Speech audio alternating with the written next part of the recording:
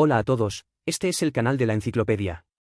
El libro que les explicaré en este episodio se llama Psicología del miedo, temores, angustias y fobias. Es un libro de divulgación científica sobre las emociones de miedo y las fobias. El autor de este libro se llama Christopher André. Es un famoso psicólogo, psiquiatra y autor de bestsellers francés, y líder en terapia cognitivo-conductual en Francia.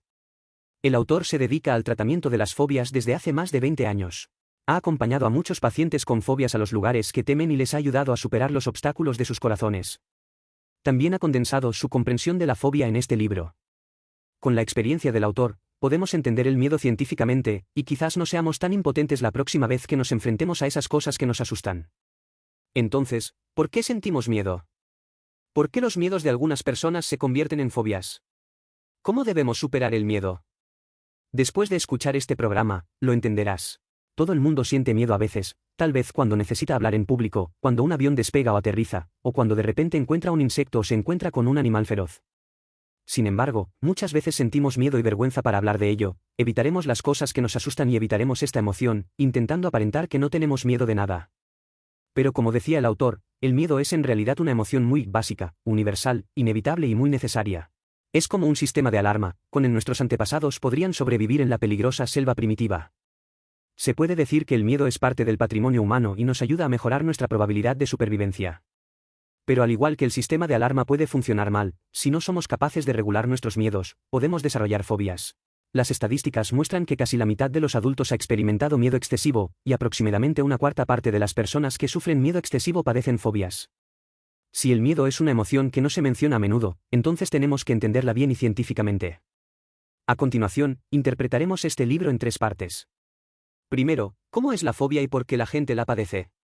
En segundo lugar, echemos un vistazo a qué tipos de fobia hay. Entre ellos, nos centraremos en la fobia social, que también es un tema muy candente en los últimos tiempos. Finalmente, hablemos de cómo vencer el miedo interior. Primera parte. Hablando de miedo, cada uno de nosotros tiene más o menos miedo a algo, como por ejemplo el miedo a la oscuridad, el miedo a las alturas, el miedo al agua, el miedo a las serpientes, el miedo a los truenos y relámpagos, etc. Al igual que otros animales, los humanos temerán ciertas cosas bajo la influencia de la naturaleza y la evolución continua. Necesitamos la emoción del miedo, que puede ayudarnos a estar más alerta ante el peligro, evitarlo y aumentar la probabilidad de supervivencia. Las cosas comunes que nos asustan permanecen en nuestro subconsciente colectivo. Así que hoy en día, incluso si se instalan barandillas en lugares altos y se encierran serpientes en jaulas, todavía sentimos miedo. Sin embargo, una de las razones por las que los humanos hemos evolucionado con más éxito es nuestra capacidad para regular emociones como el miedo. El cuerpo humano es responsable de procesar las emociones de miedo, que es una parte muy antigua de nuestro cerebro, el sistema límbico del cerebro, también llamado cerebro emocional. El miedo es una emoción que surge de forma involuntaria y que escapa a nuestro control. En otras palabras, no podemos evitar que se produzca el miedo, pero sí regularlo. En el proceso de evolución, apareció en nuestro cerebro una nueva estructura que cubre el sistema límbico anterior, llamada neocorteza.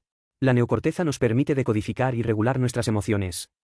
Cuando estamos asustados, no tendremos miedo de quedarnos quietos o huir, sino que primero generaremos un reflejo de miedo, nos esconderemos a un lado y esperaremos hasta que el peligro haya pasado.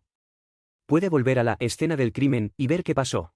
El autor cree que la naturaleza ha elegido para nosotros un modelo evolutivo gradual. No reemplaza simple y crudamente el sistema límbico con el neocórtex, sino que mantiene intacto nuestro cerebro emocional, que también es un rastro de la supervivencia y evolución humana. Por un lado, involuntariamente experimentamos miedo y realizamos conductas reflejas, por otro lado, la neocorteza nos permite regular el miedo. Nuestra respuesta al miedo es el resultado de la interacción entre el sistema límbico y el neocórtex. Generar miedo es beneficioso para la supervivencia y regular las emociones de miedo nos permite vivir con normalidad. Todos tenemos miedos y, si bien no podemos controlar su aparición, podemos regularlo. La mayoría de las personas son capaces de regular su miedo y, cuando el peligro desaparece, también desaparece el miedo. Pero algunas personas tienen anomalías en esta función reguladora y su miedo evoluciona hacia un miedo patológico y se convierte en una enfermedad, una fobia. El miedo normal pertenece a la categoría de las emociones. Es provocado por situaciones objetivas peligrosas, tiene una intensidad limitada, es básicamente controlable, tiene solo un ligero impacto en la vida y la intensidad del miedo disminuirá después de la exposición repetida a las cosas que asustan a la persona. Las fobias pertenecen a la categoría de enfermedades que pueden causar miedo incluso cuando no existe un peligro objetivo.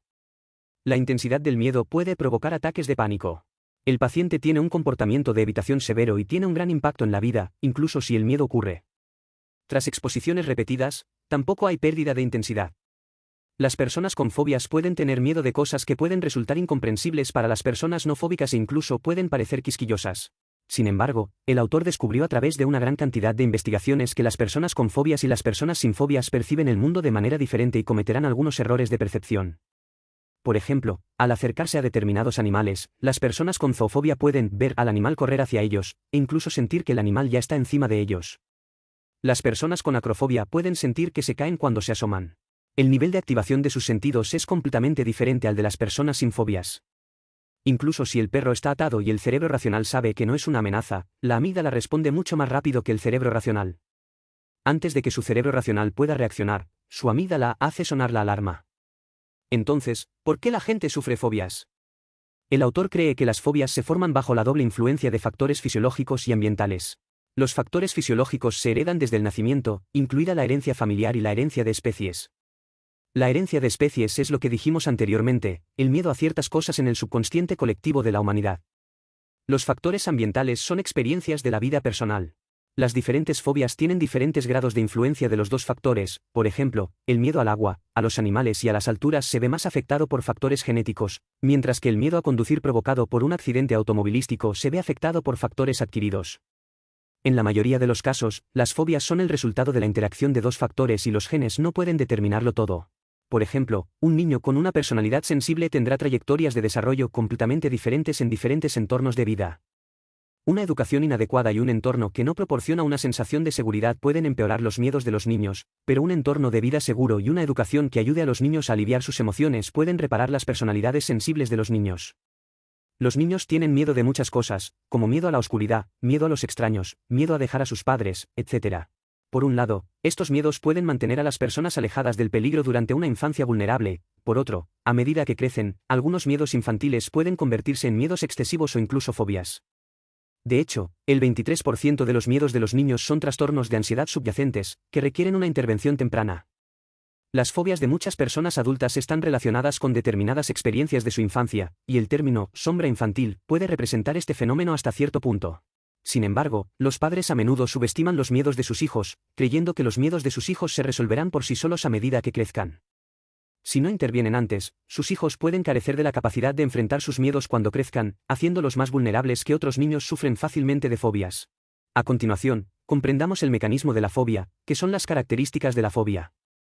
El mecanismo de la fobia consta de tres partes: mecanismo conductual, mecanismo psicológico y mecanismo fisiológico. Hablemos primero del mecanismo de comportamiento. La parte central de la fobia es la conducta de evitación.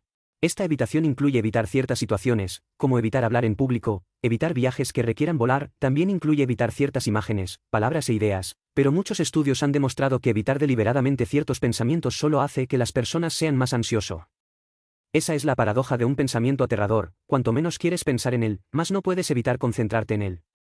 Las personas con fobias también pueden incluir inconscientemente esta evitación en una forma de vida. Por ejemplo, dirá, no me gusta estar rodeado de gente, en lugar de, tengo miedo de socializar con la gente. Dirá, no me gustan las actividades al aire libre, en lugar de, tengo miedo a los insectos. El comportamiento de evitación parece ser muy útil. En pacientes especialmente ansiosos, un comportamiento de evitación leve puede tener algunos efectos positivos en la fase inicial, pero es solo una solución temporal y no les ayuda a superar el miedo. Por un lado, seguirán sintiendo miedo cuando vuelvan a encontrarse con aquello que les asusta. Por otro lado, hay algunas cosas que son difíciles de evitar de por vida, como la interacción social. A continuación también nos centraremos en la fobia social. Por eso, tarde o temprano tendrán que dejar su conducta evasiva y enfrentarse realmente a sus miedos. Detener las conductas de evitación es una de las claves para tratar las fobias. El mecanismo psicológico de la fobia se puede resumir en una frase: el miedo tiene ojos grandes. Una persona con fobia social empezará a preocuparse semanas antes de recibir una invitación a la fiesta de un amigo, y durante la fiesta observará atentamente el rostro de todos, como si sujetara una lupa, buscando pequeñas expresiones negativas. Tienen miedo de expresar sus opiniones y de que los demás se rían de ellos. Las personas con fobias se centran en sus miedos de forma patológica, en lugar de observar su entorno, vigilan su entorno. Imaginan constantemente los peores escenarios y se sumergen por completo en el miedo. En este tipo de mala imaginación, a los pacientes con fobia les resulta difícil controlar sus emociones de pánico, que están relacionadas con el mecanismo fisiológico del miedo. Hay un área en nuestro cerebro llamada amígdala, y cuando nuestros sistemas sensoriales reciben información sobre la presencia de miedo, la amígdala se activa, haciendo sonar una alarma de miedo. Por ejemplo, si ves algo que parece una serpiente, la amígdala de un paciente fóbico inmediatamente enviará una alarma de miedo, atención. Hay un objeto sospechoso. Y tomará la primera medida de supervivencia, quédate quieto, y la alarma se enviará a la amígdala. Las estructuras cerebrales que rodean el miedo son principalmente el hipocampo y partes de la corteza prefrontal. La función principal del hipocampo es comparar varias experiencias pasadas. ¿Me he encontrado con esta situación antes? ¿Cómo lo solucioné antes? Al mismo tiempo, la corteza prefrontal reúne toda la información sensorial, emocional y personal para formular un plan de acción y emitir instrucciones. Pero para las personas con fobias, las dos estructuras cerebrales del hipocampo y la corteza prefrontal pueden no ser capaces de bloquear las señales de alarma enviadas por la amígdala, por lo que el miedo no tendrá restricciones y puede provocar ataques de pánico. Por ejemplo, cuando estamos nerviosos o temerosos, podemos sentir que mi mente se queda en blanco. Las investigaciones muestran que esta afirmación no es solo una metáfora. Las imágenes cerebrales muestran que cuando las personas sin fobias hablan en público, el flujo sanguíneo a la amígdala aumenta rápidamente debido al nerviosismo. Pero al mismo tiempo, el consumo de oxígeno de varias áreas corticales de sus cerebros también aumentó significativamente, porque estas áreas están movilizando diversos recursos de conocimiento para hacer frente a la situación actual. Por el contrario, los pacientes con fobias también tienen una activación muy fuerte de la amígdala, pero no hay un aumento significativo del flujo sanguíneo en sus áreas corticales y, al igual que la frase, mi cerebro se queda en blanco, no pueden responder de ninguna manera. La amígdala envía una fuerte alarma que confunde las áreas corticales y hace que el cerebro se quede en blanco. Ahora que entendemos el mecanismo de la fobia, hablemos de quién es susceptible a la fobia. Los estudios han descubierto que las personas muy sensibles tienen más probabilidades de sufrir fobias. Alrededor del 20% de las personas tienen umbrales de saturación sensorial inferiores a la media, es decir, sus sentidos se estimulan más fácilmente que la mayoría de las personas. Se trata de las llamadas personas altamente sensibles. Ya sea ruido, olor o estimulación interpersonal, son más sensibles que la mayoría de las personas. Este rasgo de alta sensibilidad también se manifiesta en el miedo, haciéndolos más susceptibles a las fobias. En términos de género, las mujeres tienen más probabilidades de sufrir fobias que los hombres. Pero, curiosamente, las investigaciones han descubierto que las niñas tienden a ser más estables emocionalmente que los niños. Solo a los 2 años, debido a la influencia de la estimulación ambiental externa, esta tendencia se revertirá, porque a partir de esta edad las personas comienzan a tener diferentes expectativas sobre los niños de diferentes géneros. Es normal que las niñas sean tímidas y débiles, mientras que se espera que los niños sean valientes y valientes. Además de la influencia social de las expectativas de género, las niñas también son más capaces de aprender las emociones y son más sensibles a los miedos de sus padres, lo que también significa que las niñas son más capaces de aprender el miedo. Por tanto, bajo el efecto combinado de factores ambientales innatos y adquiridos, hay más mujeres con fobias que hombres. La segunda parte. Ahora que entendemos por qué las personas sufren fobias, hablemos de los tipos de fobias. El libro divide las fobias en 3 tipos: fobia específica, agorafobia y fobia social. Son más fáciles de entender las fobias específicas, que son miedos a determinadas cosas concretas. Por ejemplo, el miedo a ciertos animales, el miedo al agua, a las alturas, la oscuridad y otros factores naturales, o el miedo a determinados escenarios, como el miedo a volar en aviones, barcos y otros medios de transporte. Las fobias específicas son relativamente comunes y la conducta de evitación del paciente no tendrá mucho impacto en su vida. Las personas con este tipo de fobia tienen menos probabilidades de buscar tratamiento que las personas con otros tipos de fobia. El segundo tipo de fobia, llamada agorafobia, es el miedo al malestar físico. En 1872, un neurólogo llamado Westphal en Alemania descubrió que muchos pacientes se sentían muy asustados al caminar por plazas abiertas y desarrollaban síntomas de ansiedad como palpitaciones y temblores del corazón. Westphal trató esta enfermedad con el nombre de agorafobia. Posteriormente, los investigadores descubrieron que lo que realmente temen los pacientes con agorafobia no son espacios como los cuadrados, sino una sensación de malestar. Este miedo ocurre en cualquier lugar, pero se intensifica en algunos lugares públicos. Cuando este miedo es relativamente leve puede provocar convulsiones, mareos u otras sensaciones extrañas, pero cuando el miedo es muy fuerte, el paciente puede incluso tener una experiencia cercana a la muerte o una sensación de trastorno mental, que es un ataque de pánico. En ocasiones en nuestra vida podemos tener pensamientos extraños que no podemos controlar. Por ejemplo, cuando hablo en público, no puedo evitar pensar, ¿qué pasa si olvido las siguientes palabras? También al nadar, cuando llego a aguas profundas, me vienen a la mente algunos pensamientos, ¿qué pasará si me dan calambres? Pensamientos tan extraños harán que las personas se sientan incómodas y, para la mayoría de las personas, esta incomodidad no durará mucho porque inmediatamente nos diremos a nosotros mismos que no debemos pensar en ello. Pero para algunas personas, estas molestias pueden volverse más fuertes e incluso pueden aparecer síntomas como dificultades para respirar y taquicardia. Es posible que les preocupe estar perdiendo el control y, cuando este sentimiento se intensifica, puede provocar un ataque de pánico. Un ataque de pánico es un ataque de ansiedad rápido e intenso que se acompaña de síntomas físicos, como sensación de asfixia, escalofríos, mareos, etc. y en ocasiones de una sensación de irrealidad. Los pacientes pierden el control de sí mismos y pueden comportarse de forma errática, como golpear las ventanas a propósito. Se convierte en agorafobia cuando quien la padece reduce los viajes para evitar ataques de pánico. Darwin, el padre de la teoría de la evolución, padecía agorafobia. Desde los 28 años padecía frecuentes ataques de ansiedad, taquicardias y mareos, por lo que, tras sus viajes por el mundo, vivió una vida solitaria.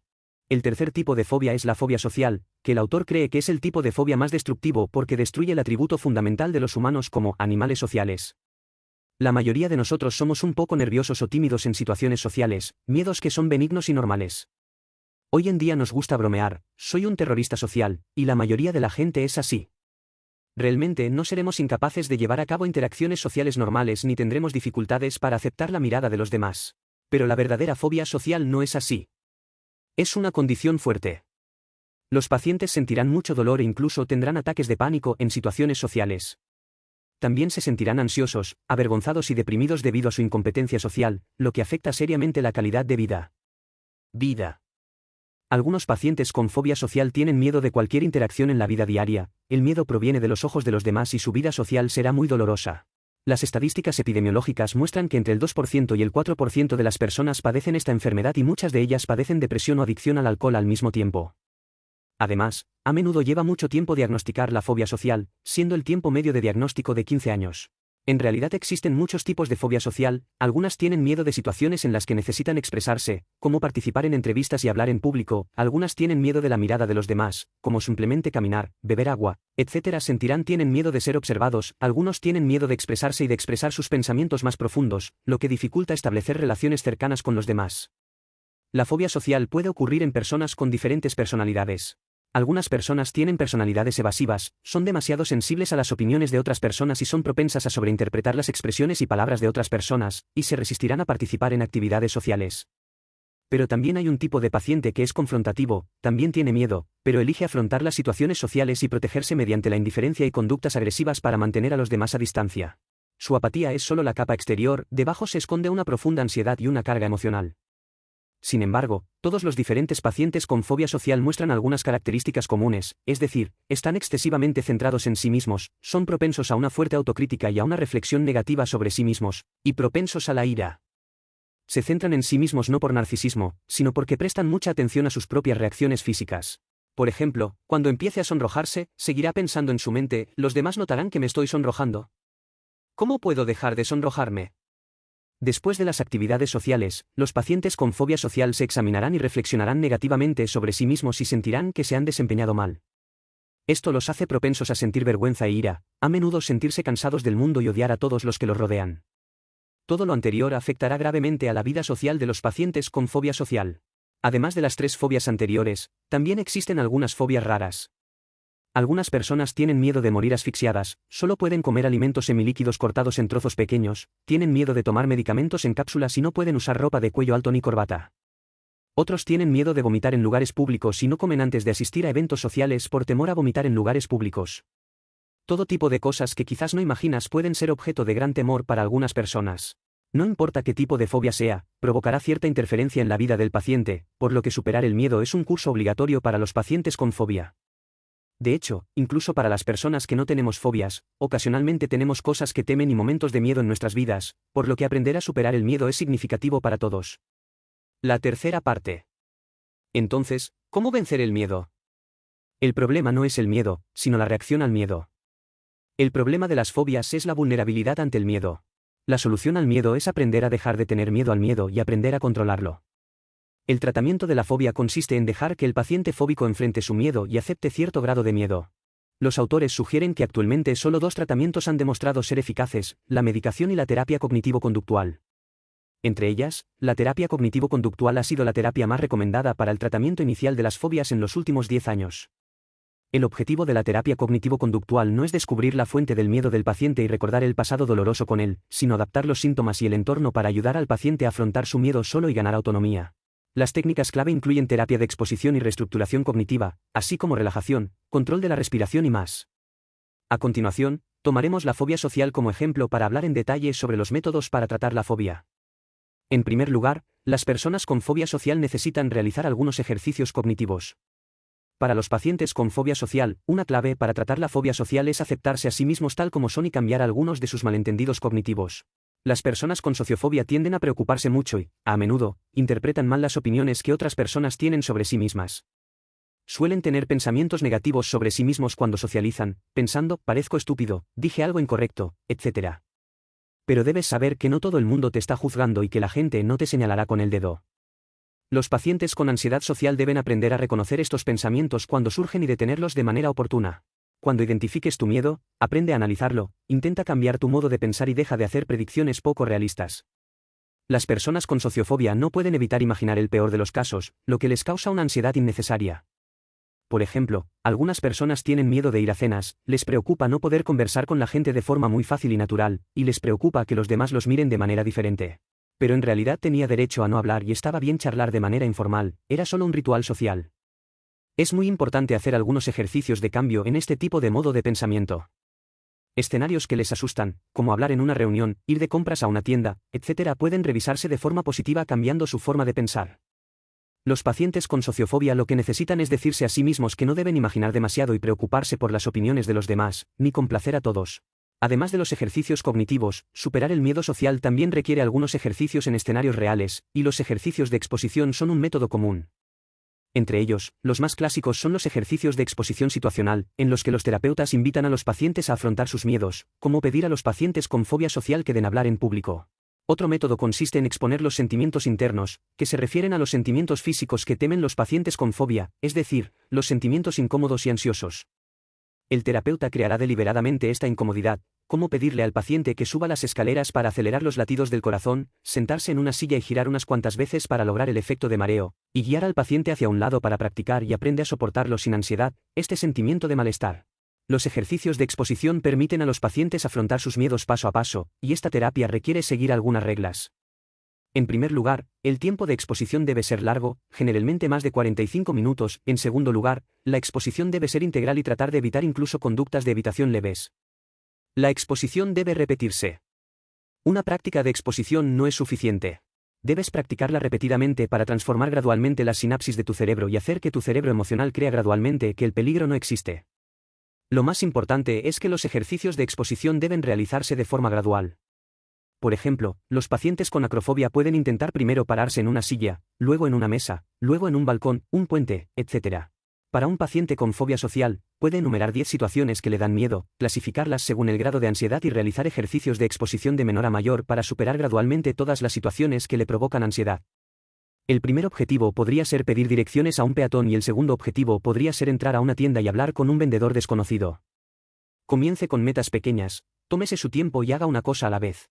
Mediante ejercicios de exposición, por un lado, se puede mejorar la conducta de evitación de los pacientes con fobia social y permitirles descubrir que las situaciones que antes evitaban no son gran cosa, y por otro lado, se puede ayudar a los pacientes a aprender a no tener ataques de pánico por miedo y vergüenza. En lugar de evitar, es mejor aprender a adaptarse al miedo. Cuando ya no retrocedes, le toca al miedo retroceder. El autor dijo que cuando su psicoterapia con el paciente estaba llegando a su fin, le preguntó al paciente qué le ayudaría más y la respuesta del paciente: es lo mismo, es cuando me obligas a enfrentar mis miedos. Simplemente tomamos la fobia social como ejemplo y hablamos sobre cómo tratar la fobia social mediante ejercicios de exposición y ejercicios cognitivos. Además, el autor también ofrece más pequeños ejercicios y métodos en el libro. Si está interesado, también puede buscar más contenido en el libro. Debido al espacio limitado, no los explicaré aquí. Ahora resumamos. Todos sentimos miedo, es una emoción básica y necesaria. Ayudó a nuestros antepasados a sobrevivir en la peligrosa jungla primitiva y dejó muchos miedos en nuestro subconsciente colectivo. No podemos evitar el miedo, pero podemos regularlo, pero si esta regulación falla, podemos desarrollar fobias. Las características centrales de una fobia son evitar aquello que asusta a la persona y centrarse en el miedo de una manera patológica. Las personas muy sensibles tienen más probabilidades de sufrir fobias, siendo más las mujeres que los hombres las que las padecen. Aprendimos sobre los 3 tipos de fobias, entre las cuales la fobia social es el tema que más nos preocupa. El soy fobia social, con el que bromea la mayoría de la gente, es simplemente un miedo benigno a ser tímido y nervioso. Los pacientes con fobia real sienten un dolor extremo en situaciones sociales, incluso ataques de pánico, y van acompañados de síntomas extremos como vergüenza y depresión. Las emociones tienen un impacto grave en la vida. Actualmente, Fobias como la fobia social se pueden tratar con medicamentos y con terapia cognitivo-conductual. La Escuela Estoica de Filosofía tiene esta oración: dame el coraje para cambiar lo cambiante, la fuerza para soportar lo inmutable y la sabiduría para distinguir entre los dos. La lucha contra el miedo es muy similar a esta oración. No podemos evitar el miedo, pero necesitamos tener la sabiduría para identificar nuestras emociones, la fuerza para resistir el miedo instintivo y el coraje para afrontar el miedo. No necesitamos ser personas valientes, pero sí debemos ser personas que tengan el coraje y la sabiduría para luchar contra el miedo. Este es el final de este programa. ¿Cuáles son sus diferentes opiniones al respecto? Bienvenido a dejar un mensaje para discutir con todos. Oye, si te gusta nuestro canal, suscríbete. Jaja, ¿recuerda que te gusta?